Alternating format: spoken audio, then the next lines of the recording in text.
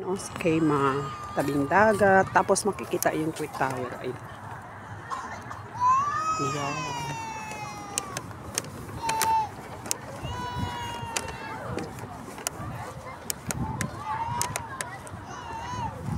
Tapos may palaruan doon. Ay naku, graduate na ako dito sa alaga kung maliit pa siya.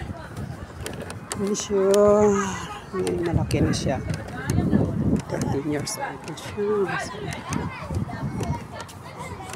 Sa ano kami sa tabing dagat? Yung kaharap niya ano? Yung Kuwait Tower. Alam mo yon, yung kaharap niya Kuwait Tower. Oo, sa tabing dagat na may Kema. Maganda na ngayon ang beauty. Lalong gumaganda na. Hindi na masyadong lamig, te. Hindi na. Ayun, oh, i-zoom ko yung Kuwait Tower, oh. Ayan, oh. Ayan, guys. Ang Kuwait Tower.